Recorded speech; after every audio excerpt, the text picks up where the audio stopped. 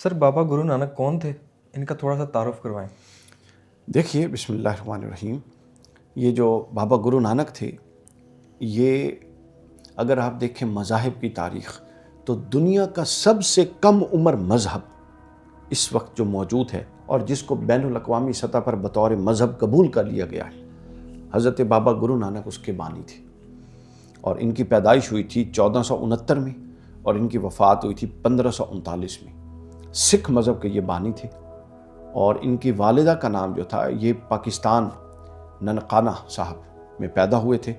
ان کی والدہ کا جو نام تھا، والد کا نام تھا ماتا کندا، اور ان کی جو والدہ کا نام تھا ماترا تھائی ان کا نام تھا۔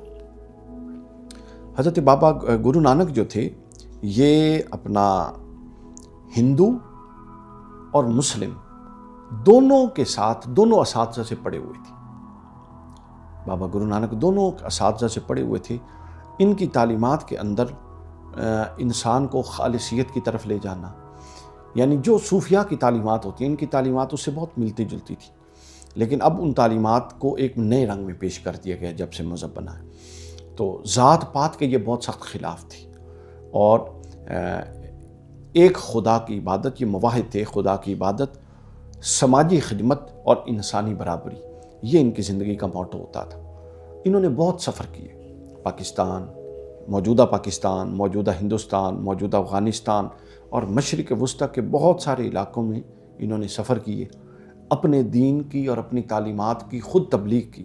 ان کی تعلیمات اخلاقی تعلیمات ہیں ساری کی ساری، اور لوگوں نے ان کو بہت قبولیت بخشی۔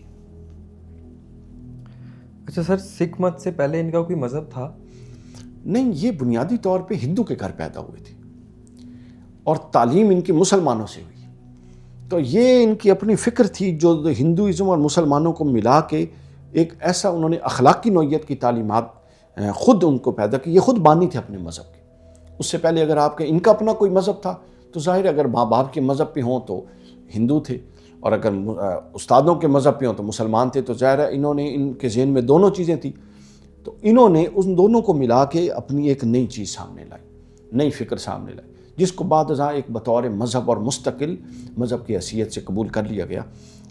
اچھا، ان کی تعلیمات کیا کیا تھیں؟ ان کی تعلیمات جو تھی، سکھ مت کی تعلیمات، یہ ان کا سب سے اہم موضوع ہے۔ سب سے پہلے یہ خدا کی وحدانیت یعنی توحید کے قائل تھے۔ بابا گرو نانک فرمایا کرتے تھے کہ ایک اونکار، ست نام، ایک خدا ہے اور اسی کا سچا نام ہے۔ وہی خالق ہے، وہ بے خوف ہے، وہ کسی سے نفرت نہیں کرتا۔ یہ وہ خدا کی تعریف کیا کرتے تھے۔ تو آپ کی تعلیمات کی بنیاد اور پہلی چیز وہ کیا تھی؟ وحدت، ایک خدا کا تصور اور ایک خدا کی تعلیمات۔ پھر دوسری چیز جو بابا گرو نانک کی تعلیمات میں ہمیں ملتی ہے، وہ انسانی مساوات کا تصور ہے۔ بابا گرو نانک کے ہاں تمام انسان برابر تھے، ذات پات، رنگ، نسل اور مذہب۔ ہمارے یہاں تین ہی بنیادیں ہیں نا، ذات پات، رنگ، نسل یا مذہب، ٹھیک ہے؟ وہ ان تینوں میں سے کسی کے امتیاز کے قائل نہیں تھے۔ وہ کہتے تھے کسی بھی مذہب کو، کسی بھی ذات کو، کسی بھی رنگ کو، کسی بھی نسل کو، انسان انسان ہے اور سب انسان برابر ہے۔ اس حوالے سے ان کا مشہور قول ہے، وہ کہا کرتے تھے نہ کوئی ہندو نہ کوئی مسلمان، سب انسان، ٹھیک ہے؟ اور یہ باقاعدہ ان کی بڑی مشہور جو سکھ مذہب کی ریپرزینٹیٹیو کتابیں ہیں، Guru Nanak and the Sikh religion, Oxford University Press سے چھپی ہے یہ کتاب، اس میں یہ سب باتیں لکھی ہوئی ہیں، ٹھیک ہے نا؟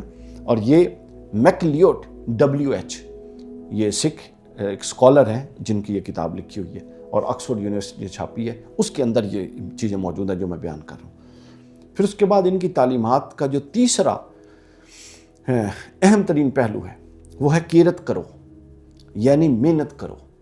وہ کہتے ہیں کہ بغیر محنت کے کمایا ہوا حلال نہیں ہوتا۔ تو انہوں نے سکھایا لوگوں کو کہ ایمانداری سے محنت کر کے کماؤ، اور ان کے 3 اصولوں میں سے ایک اصول ہے کیرت کرو، یعنی محنت سے حلال کمائی کھاؤ۔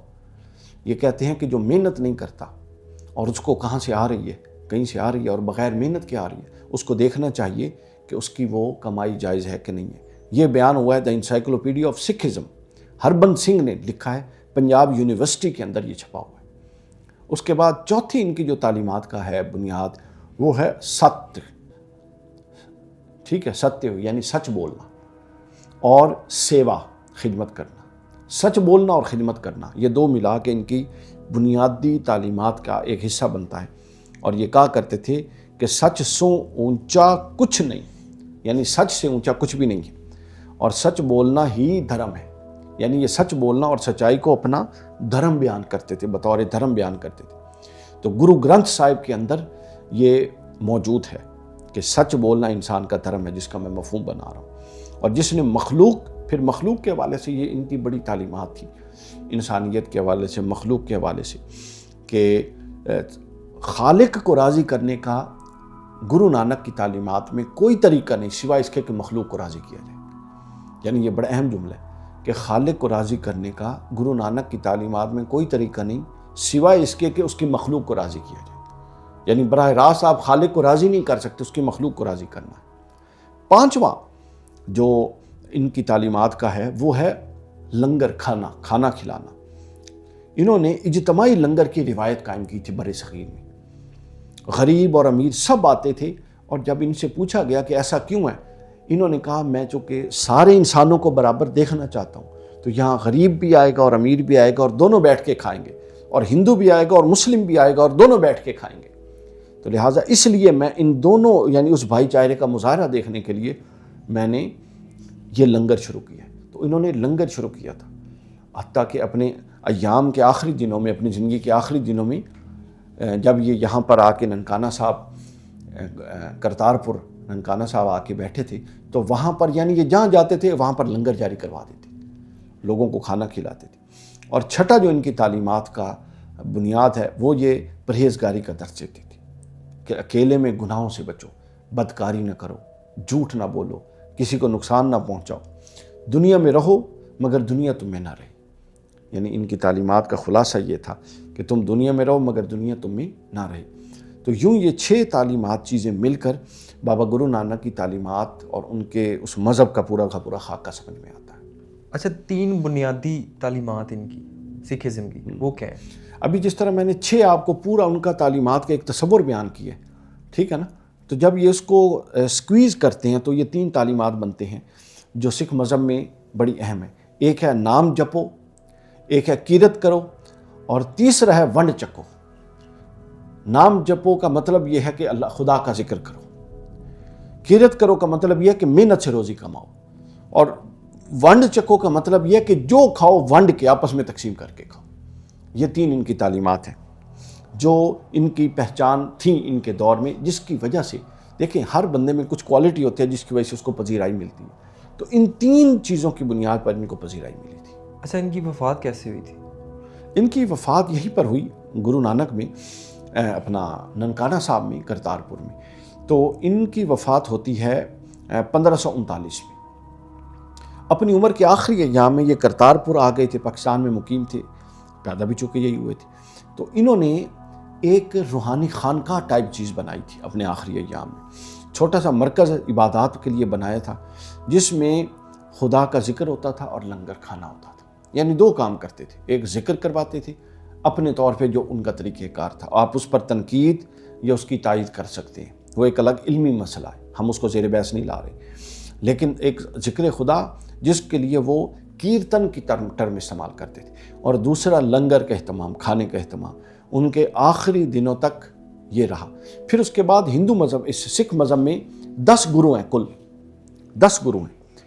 تو بابا گرو نانک نے اپنی زندگی کے آخری ایام میں یہ جو گرو انگد دیو تھے، ان کو ان کے اخلاص، ان کی خدمت گزاری اور ہر وقت آپ کی خدمت میں رہنا، ان صلاحیتوں کا بابا گرو نانک معترف تھے، لہٰذا اپنی زندگی کے آخری ایام میں انہوں نے ان کو اپنا جانشین ڈکلیئر کیا۔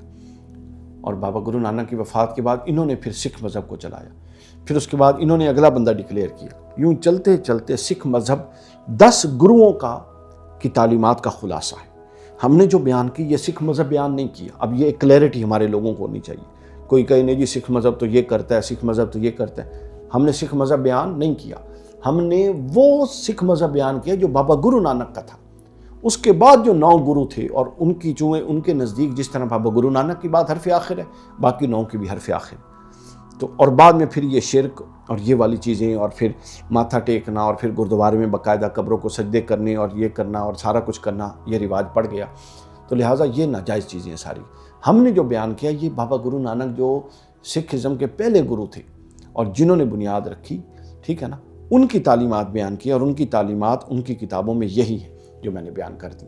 یعنی وہ توحید پرست تھے, اس کے بعد وہ انسانیت کی برابری کے قائل تھے, اور تیسرا وہ رنگ نسل مذہب کسی کی بنیاد پر تفریق کے قائل نہیں تھے, اور چوتھا وہ کہتے تھے کہ خدا کی رضا اس میں ہے کہ خدا کے بندوں کو کھلاؤ, اس لیے انہوں نے لنگر کے وسیع اہتمام کر